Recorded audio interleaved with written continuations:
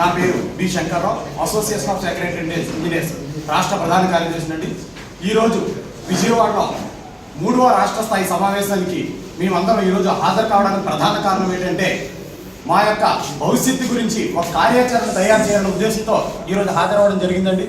అయితే సుమారుగా 6 సంవత్సరాల 7 నెలల నుంచి ఈ గ్రామ వార్డు సచివాలయాల్లో మేము ఉద్యోగాలు చేస్తున్నాం. అయినప్పటికీ మేము ఇంజనీరింగ్ ఎక్స్టెన్షన్ మాకు అదేవిధంగా మరొక 3 డిపార్ట్మెంట్ గ్రామ సచివాలయాల్లో ఇవాళ ఈనాటి వరకు ప్రమోషన్ ఛానల్ లేదండి. ఆ విషయాన్ని ప్రభుత్వం దృష్టిలోకి మేము అనేక మార్లు ప్రభుత్వ పెద్దల దృష్టిలోకి అదేవిధంగా జిఎస్డబ్ల్యూ డిపార్ట్మెంట్ పెద్దల దృష్టిలోకి తీసుకెళ్ళాం. అప్పుడు ప్రభుత్వం జిఓఎంని రూపొందించి, అంటే ఇక్కడ జిఓఎం అనే పదము ఎందుకంటే తీసుకొస్తే గౌరవనీయులైన డిప్యూటీ సీఎం గారు అధ్యక్షతన జియోని ఏర్పాటు చేశారు. మేమందరం కూడా యువతని పవన్ కళ్యాణ్ గారు అధ్యక్షతనంటే తప్పనిసరిగా మాకు మంచి జరుగుతుందని ఆశతో ఎంతో చక్కగా మాకు మంచి కెరీర్ వస్తుంది. ఎందుకంటే మాతో పాటు ఉద్యోగం చేస్తున్న పంచాయత్ సెక్రటరీస్ అందరూ రీఆర్గనైజ్ చేసి మంచి ప్రమోషన్ ఛానల్ కల్పించారు. కాబట్టి పవన్ కళ్యాణ్ గారి మీద మా అందరికీ కూడా మంచి పాజిటివ్ దృక్పథంతో ఉన్నాం.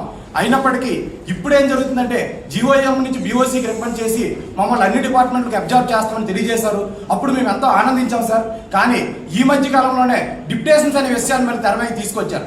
అంటే డిప్యుటేషన్స్ ఇస్తున్నారంటే ఇండైరెక్ట్ గా మాకు ప్రమోషన్ ఛానల్ కానీ డిపార్ట్మెంట్లో మెర్జింగ్ జరగట్లేదని మేము అర్థం చేసుకునే పరిస్థితి ఈరోజు ఉందండి. ఎందుకంటే ఒక ఇంజనీరింగ్ అసిస్టెంట్ని అదేవిధంగా మిగతా ఉద్యోగులు సచివాలయ ఉద్యోగులు వేరే డిపార్ట్మెంట్లకు డిప్యుటేషన్ చేస్తే మాకు ప్రమోషన్ ఎప్పుడిస్తారు? ఎందుకంటే ఆ డిపార్ట్మెంట్లో నీడ్ ఫుల్ఫిల్ చేయడానికే కదా. మరి 7 సంవత్సరాల నుంచి ఈ రోజు ఇక్కడ ఉద్యోగం చేస్తున్న మాకు ప్రమోషన్ ఛానల్ కానీ ఆ డిపార్ట్మెంట్లో అవసరాలకు తగ్గట్టు ఉద్యోగులు కానీ ఆ డిపార్ట్మెంట్లో కొరత డెప్యుటేషన్ క్లియర్ చేస్తున్నారు. అయినప్పటికీ మాకు ఇప్పుడు భవిష్యత్తును మీరు ఇస్తారని మేము ఈ వీడియో ముఖ్యంగా ప్రభుత్వానికి తెలియజేస్తున్నామండి. ఇంకోటి ఏంటంటే మేము ప్రత్యేకంగా ఎందుకు కోరుతున్నామంటే మీ ఇంజనీరింగ్ అసిస్టెంట్ అనే వ్యక్తి గ్రౌండ్ లెవెల్లో ఇంజనీరింగ్ గురించి చేస్తున్న వ్యక్తి సుమారు 8 లేదా 9 డిపార్ట్మెంట్లను ఒకేసారి కోఆర్డినేట్ చేస్తున్న పరిస్థితి ఏర్పడుతుంది. ఎలా అంటే ఒక జిల్లా కలెక్టర్ గారు ఎవరైతే ఉంటారో గ్రామాభివృద్ధి కోసం అతను ఎన్ని డిపార్ట్మెంట్లు మానిటరింగ్ చేస్తారో ఇంజనీరింగ్ అసిస్టెంట్ అనే వ్యక్తి అన్ని డిపార్ట్మెంట్ చూసే పరిస్థితి ఈ రోజు గ్రౌండ్ లో ఉందండి. ఇప్పుడు వచ్చే ఇరిగేషన్ అని జలధార అనే ప్రాజెక్ట్ పెట్టారు. సో వాటిలో కూడా ఇంజనీరింగ్ అసిస్టెంట్. అదేవిధంగా పల్లి పండుగ కార్యక్రమాన్ని తీసుకొచ్చి ప్రతిష్టాత్మకంగా ఈ ప్రభుత్వం వచ్చాక తీసుకొచ్చి కొన్ని వేల కిలోమీటర్ల రోడ్లు మేము వేసాం. అంటే ఆ రోడ్లు వేయడానికి ఎక్కడెక్కడైతే ఎంఈఓ లేరో, మండల ఇంజనీరింగ్ ఆఫీసర్ లేరో అక్కడ ఇంజనీరింగ్ అసిస్టెంట్స్ ని ఎంఈఓగా చేశారు. కానీ ఆ డిపార్ట్మెంట్లోనే మాకు ఒక డిటిఓ లేదా లోవర్ క్యాడర్ మాకు ఇవ్వడానికి మాత్రం ప్రభుత్వానికి మేము అర్హులు కాదని కొంత డిపార్ట్మెంట్ పెద్దలు మాట్లాడుతున్నారు.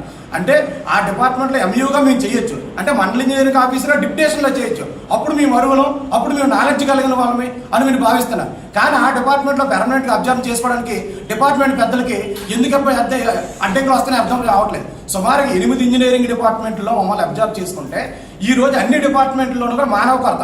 ఆర్డబ్ల్యూఎస్ డిపార్ట్మెంట్లో ఎంప్లాయీస్ లేదంటున్నారు, ఆర్ఎంబీలో ఎంప్లాయీస్ లేరంటున్నారు, ఇరిగేషన్లో ఎంప్లాయీస్ లేరంటున్నారు. మరి వాళ్ళందరూ వర్కులు చేసి మీ ఇంజనీరింగ్ అసిస్టెంట్స్ ఇక్కడ ఉండేటప్పుడు మమ్మల్ని ఎందుకు మీరు వినియోగించుకోవట్లేదని మేము అడుగుతున్నాం.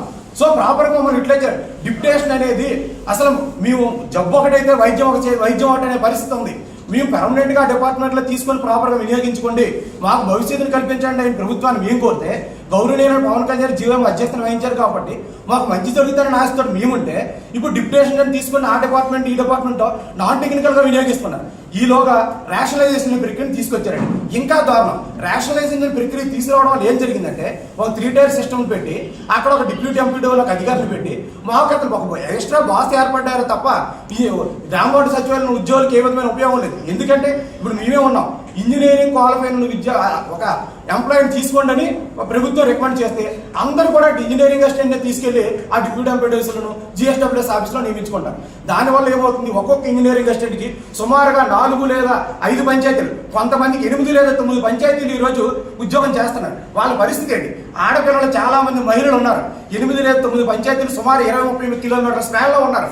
వాళ్ళు ఎలా సర్వీస్ చేస్తారు? ఇప్పుడు ఆర్డబ్ల్యూఎస్ వర్క్లో PR1 PR క్లోరినేషన్ కొట్టాలి, ట్యాంక్ క్లీనింగ్లు చేయించాలి, ఇరిగేషన్లో ఫీల్డ్కి వెళ్ళి చెరువులు చూడాలి, హౌసింగ్లో చేయాలి. ఎలా అసలు హౌసింగ్ అనేది ఇంకా పెద్ద కార్యక్రమం. ఇప్పుడు మరి ప్రభుత్వం 1 లక్ష ఇల్లు ఇస్తామని చెప్తుంది. ఇటువంటి పరిస్థితుల్లో 8-9 సచివాలయాలను ఒక మహిళా ఉద్యోగి కానీ ఒక ఇంజనీరింగ్ అసిస్టెంట్ కానీ ఈ 10 డిపార్ట్మెంట్ ఎలా కోఆర్డినేట్ చేస్తారని ప్రభుత్వాన్ని మేము రిక్వెస్ట్ చేస్తామని. అందుకనే ఏ డిపార్ట్మెంట్లో మేము ఉద్యోగం చేస్తున్నామో ఆ డిపార్ట్మెంట్లో మమ్మల్ని రేషనలైజ్ చేయండి, ప్రాపర్గా యూటిలైజ్ చేసుకోండి.